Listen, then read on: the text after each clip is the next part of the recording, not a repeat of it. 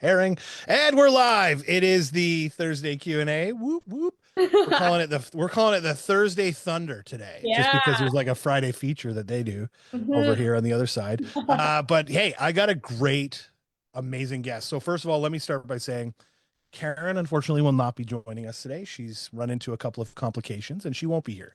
So you're stuck with just me today. I hope I can bring the let's call it bring the thunder and make this an exciting Q&A. Today we've got an interesting human being. We have Alex Coombs. Alex, I've got some interesting things about Alex here. Alex was a professor at the age of 22 years old Mhm. for 11 years. First Yeah. of all, I don't think like so wait, you were a professor. You can't have been a professor for 11 years at 22, but you started professoring at 22 and then went for 11 years. Yeah. I don't even think you look old enough to be 30, what's the 33 years old or more. Thank God. That's the best thing. But no, yeah. So let's start with that. So Alex started professoring, and she's now got an incredible business called Northern Spruce that's in its eighth year of business. And Northern Spruce is one of my closest service providers, like because we need them. They Mhm. are probably the most important service provider because they help us do what we do in real estate. Northern Spruce does real estate photography and corporate photography as well. So other Yeah. things, we can talk a little bit about that in a minute. Mhm. Um, but I will also say that we are apparently sitting on top of Alex's puzzle right now because she really enjoys puzzling. Yeah. So Alex Coombs, like probably one of the most interesting people I've probably interviewed yet so far. How are you? Good. Thursday Thunder. Thursday Thunder. I just made that up. That was good, right? So You may spontaneous. just go with that from now Mhm. on. So Alex, listen, Northern Spruce. Let's start there. So actually, let's go even further back. So what did you professor? So I started teaching actually 3D animation and design at Mohawk College. So I started with that. So I graduated from 3D, started teaching it immediately, which was super strange. And then, yeah, then I started teaching like video editing on like three different kinds of softwares, photo editing, So you're photography. like the Doogie Howser of media arts. Yeah, I guess. Yeah. Yeah. It all You just started real early. you just I did really well in school. I tried my best with everything, you know what I mean? And then it was just like even after school, I was like still trying to be in school and like Right. oh participate with the professors or something like that. And it turned out after I did my undergrad in 3D animation, they're like, "Okay, Mohawk's now offering 3D animation in this course. Do you want to teach it?" And I was like, "Sure." I was like, "Absolutely. I have no idea what I'm doing, but It sounds to me, if I kind of take those numbers backwards, like eighth year plus 11 years and all that stuff, like you're yeah." on the cutting edge and like the frontier of 3D animation at that time. No? Yeah, Like yeah. pretty much near the beginning of what that looked like, or in the early stages of what that looked like. Yeah, like for me growing up, I always loved drawing. I was really into art for sure. Just doing anything that had to do with like creativity as a kid. And then I wanted to become a 3D animator for Pixar. And that just didn't happen, but something else did. And obviously that worked out really well. But yeah. So you transitioned that. So did you do anything of significance that anybody in our room would know about or no? No, not really. Listen, we have friends that worked on Thomas the Tank Engine. Okay. That is So sick. Yeah. thick, right? You know, the Yeah. whole animated Thomas the Tank Engine, not the live action one, the Yeah. animated one, Yeah. For sure. No, that's so much. right? Yeah. Yeah. And then there was a movie, Romeo and Juliet, they did as well, which I also think is Mhm. sick. That said, they were our neighbors. They're awesome people and they're Yeah. Comic Con folks. They're amazing. But so you transitioned into, so you stayed in the media vein Hmm. and you transitioned over to now, did you call it Northern Spruce right away or what was the thought process? Yeah, I called it Northern Spruce right away. And the reason why I came up with the name, which is kind of cool, but also not cool at the same time. So Northern was just like, we're in Canada, a Northern company. Awesome. Love I Canada. like it. I like it. Spruce. So I'm a Newfoundlander. I was Ah, born in Newfoundland, but my dad and his whole side's there. So I grew up in Newfoundland. nice. And just driving down the Trans-Canada Highway, there's spruce trees everywhere. So I really resonated with like the spruce trees. So I was like northern spruce, and then media. I was like, what else am I going to throw this at the end? I Right. get media related, so northern spruce media. And when I did it, I knew I was going to be doing real estate because that's kind of the niche I was getting myself into. Got it. I didn't want to name anything having to do with a house, photography, like anything that had it. Like, there's so many companies out there that are like real estate photo, real Mm, pic photo, drone photo, house. And I'm just like, ew, you're just like, yes. you're going to be stuck in that. You can't Yes. really get out of that. So my mindset was like, I'm going to call it this. It's going to be a spectrum of different kind of media. But first I'm going to start with the houses. And yeah. And so you leverage your relationships. Obviously, you must have already had around here to start that business. Mhm. Where have you taken it from there? Because I know I've seen recently a lot of cool corporate stuff going on. Have you Yeah. done some pretty cool stuff there too? Yeah, so basically what we've tried to do even throughout the last few years is hammer down events. So we're super doing events are good for us. Like we know how to do it from start to finish, whether it's just a 2 hour event to a 3 day event out of country. So events are something that we scaled on pretty well. The other things that we do are like just content creation for people. And at the end of the day, like agents just need different content rather than just houses. So like you doing a podcast, this is awesome. You need different spectrums of media. And then the other things that we do is just like social media management to help clean up your page and add your presence and your branding. And the new thing, because we needed to create more verticals for our company, was digital marketing. So SEO, PPC, Google Ads, everything having to do with digital marketing. So people can call you up and just be like, listen, you do it. And I don't want to. Like, I don't fix my own car.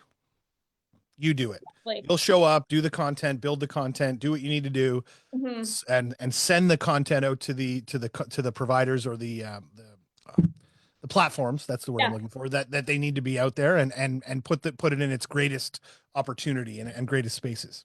Yeah, exactly. It's just it got to the point for us, people were calling us being like, "Hey, do you do Google Ads?" And at the time I was like, "No." And the amount of times I was saying no, I was like, "Okay, I need to hire somebody Mm, because people need it. People mm. really, really need it, especially in, let's say, Ontario. How many real estate agents are there here? Like over 30. 96,000 Yeah. 96,000 realtors in Ontario. Yeah. So yeah. So, how are you going to stand out? Mhm. People need some sort of ads, you know what I mean? So, Our job as realtors, let's be honest, is yeah. to facilitate the sale of a home. Is Hmm. to like we don't our sales pitch comes when we sell ourselves to the homeowner or Yeah. to the buyer to take them to through Mhm. the process. Yeah. Then we become we become a consultant in selling that home. We Hmm. give them ideas on pricing. We give them marketing opportunities and concepts. We are what you are to us in a way Yeah. for selling the home. Hmm. And the thing that we do best is, from our point of view, is the pricing, the negotiation, and the communication with other people to get that home sold. Having to stop and worry about where the photos are coming from, where they're going, how to market, how to do this, and from a business perspective, how to grow my business and do those things is very difficult. The smartest people in the world Hmm. that are the most successful entrepreneurs, and I'm sure I want to ask you about this in a second, Okay. are the people that have leveraged other people in their zone of genius. Hmm. So it occurs to me that your zone of genius, like you started this company, and I remember you telling me at one point, you were the camera person and you were the editor and you were the everything. Hmm. And at some point, you were like, okay, it's too big now. I can't do it all. So I need more people. Yeah. But in growing to more people, where was the moment when you said, I can't do photography. I shouldn't be doing photography anymore. I'm going to let the photographers do the photography and I'm going to be the business owner. Yeah. Like, what was that moment like? Oh, God, it was, it got to the point where it's exactly what you're saying. My phone was ringing constantly. I was the direct contact for booking. I was the direct Mm, contact for any sort of complaint. I was the direct contact for something amazing, yeah. like this is great. I was the direct contact for like lockbox issues. Whatever it was, I was the direct contact. My phone was just like bing, bing, bing, bing, Yeah. bing Yeah. Yeah. all day long. And I was like, holy shit. I started screwing up a lot, like whether it was scheduling, whether it was like I would just completely forget to go to a house because I double booked. Right. Yeah, so it got to the point where it's like, okay, you're right. I can't do all of this. Mhm. So I hired a photographer. Like for me, my first need was hire a photographer and then hire a videographer. Then my second need was hire an admin to help me, because at the end of the day, it's just like, yeah, I'm doing all this stuff. I'm shooting, I'm editing, I'm booking, I'm doing invoicing. I didn't sleep for like 4 years, Well, and the interesting part about hiring an admin, let's just throw a round number out there. Let's say they're a $40,000 a year admin. I don't know. Yeah. I'm using that. It could be more, it could be less. I don't know. Mhm. But that $40,000, if used correctly, will actually and should actually bring you back more than $40,000 Yes. because you've missed sales or screwed up something and you've had to give something for free because you screwed it up because you didn't have a person arranging your life. Yeah. I think Like this ultimately, changes everything. yeah, I think ultimately 40,000, 55,000, 60,000 time, Time. Justin, the That's time. right. It relieved me of so much time to do bigger and better things. Like if I didn't hire an admin and then even a second admin, I wouldn't be able to grow all these different verticals. I wouldn't be able to do this with you. So it's like, I don't even care about the money. I care about the time. Mhm. The time is everything. Now, here's another interesting question. I was just thinking Hmm. because I don't know that there's anybody that I've come across in your company Hmm. isn't fucking awesome. Yeah, I know. Yes. So, Mm. how does that happen? Whew, lots of mistakes. And we don't have to spend all day talking about it, but I'm just curious what your thoughts are. Like, what do you look for? How is it that you're so able to hire so effectively to find these people? I love it because when I first started hiring people, I was hiring for skill set. And when you hire for someone that has like the same amount of skills as you and they're so good just like you, Hmm. also comes ego and attitude and something that you cannot train. Hmm. So all those people that I hired at the start where I was like, man, these guys are awesome. Like I stole this guy from a really cool company and like, but the attitude was off and you just can't work together. So what I started to do was I hired for attitude, not skill set. Because I can train, like I'm a professor, like I can train someone to shoot. I can train someone to edit. I can train people on my company because I know it like the back of my hand. So hiring for attitude was the biggest game changer of all time, and we almost know it immediately. I will say there are times where I definitely still make mistakes in hiring. Where, for example, I just hired somebody as an editor, and then 3 days later they're like, I actually don't want to work for this. This really pissed me off. They said, I don't want to work for a starter company. And I was like, damn. Wow. Like, dang. I was like, you didn't even give it 48 hours, but sounds good. So you still make mistakes like that, but you're right. My team is fucking awesome. I don't need to worry about anything. Anything. Um, I think a lot of that, and what I found over the years, and I've had team members come and go, and all the things. Um, Culture is such a huge part of that too, right? I mean, you can hire the right people, but if the culture's wrong for Hmm. them and for everybody, it really won't create or foster good performance really at Yeah. the end of the day, which is what you're looking for, and people that want to work for you. I Hmm. remember I read a quote. It was from Richard Branson. It was something along the lines of, you know, um, teach people and treat people, or teach people so well in your company that they can go out and do it on their own, but treat people in such a way that they're going to want to stay forever, Yeah. which I think was so kind of interestingly mindful because you want people to be as good as they can be and Yeah. not be scared constantly of giving them something that's going to have them leave. Yeah. Well, how do you do that? And it's all in the culture. And I think if Yeah. you look to the pinnacle of what we've seen over the last 50 years of business, one of the pinnacles of culture is Virgin Airline, or Virgin in general. Yeah. They seem to be anyway. I don't know. I like from my experience, Hmm. and Google and Apple and these big companies that have these sort of cool cultures surrounding them, right? Yeah. So that seems to be where you're at because I follow your social media, which by the way we'll put down below somewhere. Okay. And you just seem to have this cool, happy, fun relationship with everybody. I mean, not to say that you probably don't drop the hammer on people when they Yeah. need to, Yeah. but you have this expectation of like a really comfortable culture that seems to draw people in. Yeah, it's so true. And the reason why I created this culture was because it was really lacking. And I've worked for media companies before, and like I've been through in and out of small businesses, large corporations, and it was always missing. And I never felt like I could grow. Like I couldn't grow, whether it was a small business, medium-sized business, corporation. Like I had a hard time trying to leverage like my knowledge and my skill set.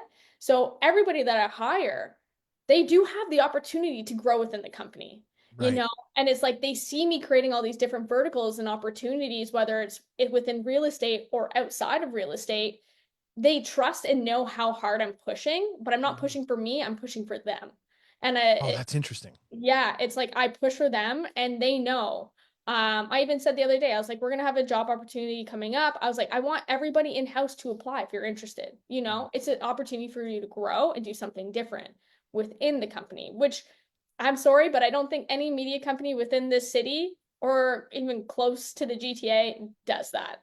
So Mhm. I'm thinking outside of the box big time. I like it. Like you Well, said, I I want mean, to say. yeah, I remember in 2019, just before we actually started working with you guys, Hmm. I went and hired a coach in early 2020, Hmm. and it was very expensive. But Hmm. I sat around a table of my teammates, and I had one, two, three, I had like five people on my team at the time, Hmm. administrator, the whole works. And I sat around that table, and I actually, because we had had such a shit 2019 coming into 2020, I turned it into, okay, well, what are we going to do to grow and to Hmm. actually feed these people? Like my mindset was less about how is my family, like it was more like, how do I do something to make sure these people are actually going to have a successful business for themselves Yeah. as Yeah. much as I'm going to grow, because Yeah. I think the unselfishness of business, the thought process of being unselfish as a leader is actually more beneficial to you than me, and I want it all, and what can I get out of this? And Hmm. shifting your mindset from, you know, what can everybody produce for me Yeah. to what can I do to help everybody grow that will actually come back at you tenfold or more, I think. Exactly. Yeah. 100%. Yeah. Yep. So, okay, so we're running up against close to the half hour, but I know we have a topic that I want to cover that I mentioned earlier Yeah. that I think is an interesting one. So, I grew up in a family where I had both parents were very successful realtors. My Hmm. dad and mom at 18 separated them, like they got divorced or separated, and built their own businesses in their own way, and Hmm. both incredible businesses. My dad was the vice president and regional manager of Royal LePage at one time. Wow. So we ran all of Ontario's Royal LePages at one time. So the benefit to that was getting to see every single World Series game for the Blue Jays because that was part of his package. So yay me for getting to see Joe Carter's home run live. Yeah. Uh, that said, one of the things that I look at as a sort of inspiration to me is Hmm. what these people did in their lives to create what they created. My dad's got a business that is essentially on autopilot, but the more interesting thing is, you know, my mom also started this from scratch. Like my dad wasn't in real estate originally, and my mom brought him in, and she started this from scratch. And she has a book on her shelf which makes me laugh from 1973 that's called Hmm. Winning Through Intimidation. And if you know Karen Paul, Hmm. that suits her to a T. It's amazing. Now I'm not saying she's a complete nightmare. That's she can be sometimes. Everybody can be. I can be. Yeah. My wife this morning said, "Oh, come on, don't be such a dick." Yeah. So that's fine. But at the end of the day, she's a strong, independent woman that, you know, even though her marriage fell apart and everything else, she still built what she built and still is growing her business today at 70 something years old. And Hmm. so to me, that's an inspirational thing. One of Hmm. the things that I think I wanted to ask you was, you know, in this changing landscape, political landscape, which we don't have to get too much into the politics of it, but in this changing political landscape and some of the things that are going on out there, which infuriate me. Hmm. Um, as a female entrepreneur and leader in an industry, because quite frankly, you've had exponential growth from what I can tell, even in the last few years, since we've been with Yep. you. You know, what sort of advice do you have for young female entrepreneur types or just women that want to do something extra or different, or maybe have it in their head that they're not the same as all the mice on the wheel, and they Hmm. want to do something different to be able to grow something in this kind of landscape of, you know, the downfall of DEI and all the shit that we're going through with this stuff and whatnot. Whether you like it or not, I don't know, out there in the world, but one of the, I mean, the stats are clear. One of the most um, benefited, the people that benefited the most from DEI in a lot of ways was white women, right? Yeah. So being included in voting, Yeah. being included, being allowed to vote and having a voice in this world is Yeah. important. And all of this seems to kind of be falling apart a bit. And it's shameful Yeah. and ridiculous. And I'm getting a little political here, but I don't It's care. okay. It's okay. Um, because I have a strong mother and an incredible woman in my life, right? And my grandmother was a realtor before that. And Wow. so I've got so much of this entrepreneurial spirit in the female side of my life Yeah. that I'm just curious what your thoughts are on what you would tell people now coming into whatever industry they're looking at. Jeez. It's a tough one, but it's good. I think I like this question. It's tough. And No, I'm I going to hold you love to it. it. Yeah, no, I love it. It's, you know, and this is for females everywhere over the world. And it's just like, it's okay to say no. If it's not going to benefit you in any way, it's okay to say no. Whether it's to another female, whether it's to like a male, like it's okay to say no. Like say no. If you're not going to gain anything from it, say no. If it's adding more stress to your life, say no. The other thing is, and it's this is things that like I literally had a book. I had to buy a book about how to say no because I'm a yes person. I love to please, right? And like I never want to say no, but for me to grow, I ended up having to drop clients. And Mhm. the empowerment in dropping clients, I was like, hallelujah. Now I'm stress-free, my team is stress-free, but like to say no is huge. The other thing is like stay strong. Keep your foot down. If someone's trying to push you over, just like stick to your guns. Because I feel like people see females as weak. They see us as weak. They see us as people that constantly say yes to appease people. But I definitely would highly recommend putting your foot down, saying no and putting your foot down to move forward for yourself and for your team. And really that can be said for, I mean, really for almost anybody, but I really appreciate the insight there Mhm. because, you know, you're right. I think there's a lot of people that would look at certain types of people, certain different ways, and want to steamroll and just Oh be yeah, like, this is the way it's going to be, yeah. you know? And I will be honest, like working with real estate agents are probably the hardest people to ever work for. It's a really hard industry to even scale. You know, Mm. it's for me, I knew I wanted to scale. I know I want to go much bigger than even what I'm remotely close to now. And to do that, like you got to stay focused, you got to take risks, you got to say no when it's needed, you got to stay strong, you got to raise your prices when the economy starts like screwing up. Yeah. And don't be afraid to do that.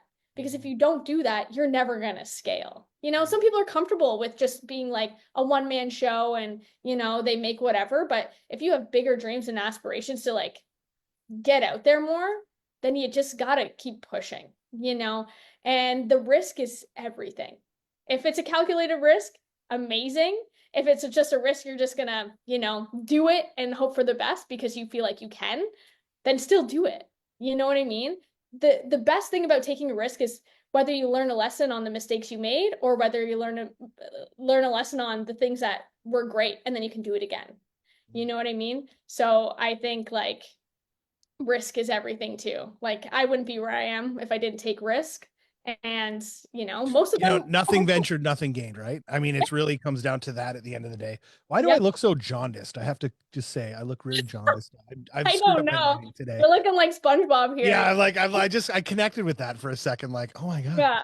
Um, you're incredible. I think that I think the first like five people that I met at your company in Yeah. 2021 or whatever it was when we hired you Hmm. were all females. Hmm. And to me, Yes. that was just incredible. And I was so inspired by you building a company around that. And not Hmm. to say that that was the only thing you did. We have Felipe, we have a bunch of other people in your company that are Yeah. awesome. But Hmm. like just to see that start and have that come to me, and then the product that you produced for me at the Yeah. time, Yeah. the cat and my daughter was actually in it. You went over above and beyond, to be honest. Aw. Yeah, it was a great one. I still remember that one to this day, and that was what set me down the path of like, yeah, these guys are good. Like Yeah. they know me, they read me, they want me, or they Yeah. want to do right by me is what I'm saying. And so I really appreciate the idea of like a strong female business. And when I promote you to my other realtor friends and so on, Yeah. that's what I say, like strong female leadership, incredible female leadership. Because there's something to be said for the idea that the female brain works a little differently than the male brain. Mm-hmm. And the way the way you do things are a little bit different than my brain. Yeah. Everybody's a little bit different, but at the end of the day, it brings another touch that I think in a media sense, Yeah. makes perfect sense. Yeah. What's on the horizon? Like what are the big things coming from Northern Spruce or whatever else you got going on? Well, I think like, and this is for anybody. This is advice for anybody. You cannot rely on just if you're in a real estate media company, you cannot just rely on that because when the market crashes, everything crashes. And that was a Yes. huge learning curve for me in Hmm. 2023. Yes. So, you know, I needed to think and think outside the box and do different things. So for us, the horizon was Northern Spruce Creative. So Northern Spruce Creative is just like it's product photography, it's the social media management, it's the content creation, Yeah. it's the marketing. So it's like, how can I actually make more profit? And if the real estate market crashes, which is my bread and butter, which actually makes my company function, we're still going to be okay. Mm. Because, I don't care if you're a small business or a medium-sized business. If you're just focused on one thing and that one thing goes down, you're fucked. Straight up fucked. Sorry, I have a cat and it's pissing me off. Well, and that's just business wide. How many times have you heard very successful people say, I have multiple streams of income? Yeah. And why not be able to do that within the media company that you have, Mm-hmm. not just focused on real estate? You built it off of real estate, which is Yeah. great. How Yep. many times have we seen companies that started with one thing, but here's where they are now, Yeah. right? Are we? I'm anticipating, the next blockbuster movie that comes out, Yeah. produced by Northern Spruce with that logo come across the screen. Out of That the is 20 minutes of like logos that come up on the screen before the movie, yeah. Yeah. Northern Spruce is going to be one of them at some point. That'd be hilarious. Yeah, that would be Yeah. awesome. So, Yeah. It but would be to that note, though, like really, really quickly, just to finish up, yeah. video is so important. Like Oh my God. video is like where it's at right now. Yeah. Like, what are you suggesting to your clients to differentiate themselves right now? Well, here's the thing. Video is not the future. It's now. Like you said, That's if you're not yes, doing video now, you're already you're weeks, months, years behind. yes, And it's like it's for you. You do something different. You think outside the box every single time. I watch your videos because I'm engaged from start to finish. You right. know, it's It's not because I wasn't wearing pants in my last video. no, that's the topic of conversation, Justin. You should have seen a Slack group. It was just like everyone was like, Justin's in his underpants. I don't know what to do. And I'm like, oh no. Oh my gosh, that's funny. The hilarious moment before that was I go to start taking my pants off and my client walks in the room. And I was like, and she goes, they're divorcing. And she goes, I haven't seen anything like that in forever. Don't worry, I'm good. I'm just going to shut the door and let you do your thing. And I'm like, all right, cool. And I just kept going. That's hilarious. It No, was that's pretty funny. see, that's good. But the thing that like even what we do is, and this is another tip for media companies, is we have like a real estate inspo group on Instagram. So we're constantly sending each other inspo of like cool shit we see all over the world. Cool.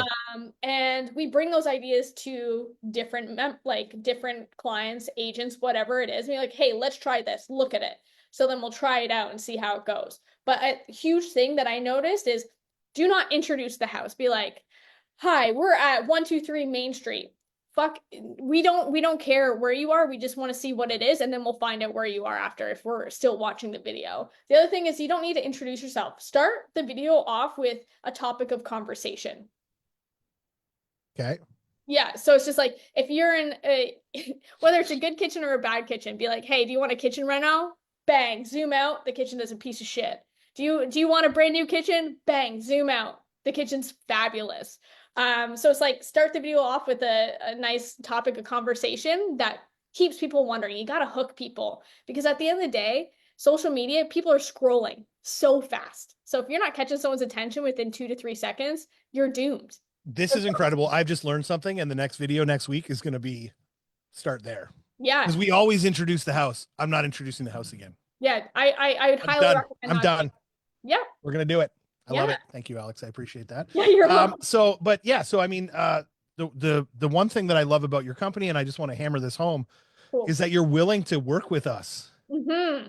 to do the cool shit that Yeah. we want to do, and you're willing to go that extra mile for us to make it something special. Yeah. And I think that's because, like, I'll tell you the funniest thing is I get probably weekly, I get 3 or 4 photographers reach out and go, hey, I do video, blah, blah, blah. I just started this. And good for them. I mean, they're trying to start somewhere and they're doing what they're doing. Yeah. And sometimes established companies reaching out to me. Mm-hmm. And I'll just send them one of my videos and go, can you do this? Mm-hmm. And they go, oh, no, we Yeah. can't. Yeah. So there's something to be said for, I mean, yeah, it costs more money. Sure. I mean, you can't Yeah. dispute that. But what you're willing to do and able to do to Mm-hmm. elevate the service and elevate me and us Yeah. as realtors Mm-hmm. is so far beyond anything I've ever seen before, Yeah. which I think is what sets you guys apart. You have the capacity with the hirings and the things we talked about already and all the right people in the right places to Yep. be able to do this stuff. Yeah. You know what? And that's the thing. If we have certain clients that have like a niche, right? You have a niche, we have another client that has a niche, and if they want something specific, we'll put that into their details. So let's say Justin, he likes to do fun, crazy videos, make sure we allocate X amount of time. Yeah. That's Justin's niche. We have, let's say, Team Rod Frank likes doing X, Y, and Z. So we allocate that just for them, you Yeah. know? So Yeah. we definitely adjust things for each clientele. But the other cool thing is, and I should have mentioned this before, is we go above and beyond in training our team, So for example, this weekend I rented out an Airbnb for the weekend, and we're training like 5 new people on how to shoot like us. It's an NSM tryout. So it's like trying out for the NBA team, except you're trying for NSM. And it's like, Nice. if you make the cut, awesome, you have a job. If you don't, adios amigos, try again next year. Uh, Cool. so it's just like we go above and beyond even the training. Because when we send them an Airbnb, we have like the team there for training with all gear. It's like, you're going to war, but with cameras. And we get to see how they shoot, their attitude, what their skill set level is. So then we can even adjust like pay range, because people can talk the talk, but man, you throw a camera in the hand, they don't know how to do anything. That's And we interesting. don't want to send those people to you, you know what I mean? So like training is like huge for us, huge. Preparation is everything. Mm-hmm. Mm-hmm. Practice. Talking about practice. Yeah. Practice. Not the game. Yeah. Oh my God. This has been hilarious and fun and just very interesting. I appreciate you, Alex. No problem. Listen, we're gonna put all your details below. My Cool. wife has probably already done that in the Facebook posts. And I'm super excited to continue our relationship because next week we might be thinking 007. Oh shit. Ba-da-ba-da. Done. Yeah. So it's going to be good. So we appreciate you. You're awesome. And anybody if you're a realtor watching this, because we have a lot of realtors that follow us as well, you need a new company. And by the way, we got you so we came to you because of Kim Osborne. Oh, no way. Kim Osborne. I put a note somewhere and Kim Osborne reached out to me and said, you got to try these guys. Wow. That's I'm in actually the same coaching group as Kim Osborne. So she's Aw. in that listings lab coaching group, and I was in that coaching group, and so that's where it came from. So if you want to send her a nice note, I please do will. I will. that. Make a note of So, that. if you're a realtor, these are the guys. These are the guys. And sorry, let's be politically correct. These are the people. Gender labeling allowed. Sorry, I apologize. I Just use the word guy interchangeably as a Yeah. label for everyone. So Yeah. it's hard to disassociate 45 years of using a word. Man, I'm the same way. Don't even worry about it. Yeah. So Northern Spruce, awesome folks. Thank you for being here. Alex, you're amazing. And maybe we can do this again one day when you're producing movies somewhere or something. Yeah, absolutely. Anytime. You're never going to get too big for me. No, definitely not. Awesome. Thank Thanks you, so Jeff. much. Have a good day. Bye.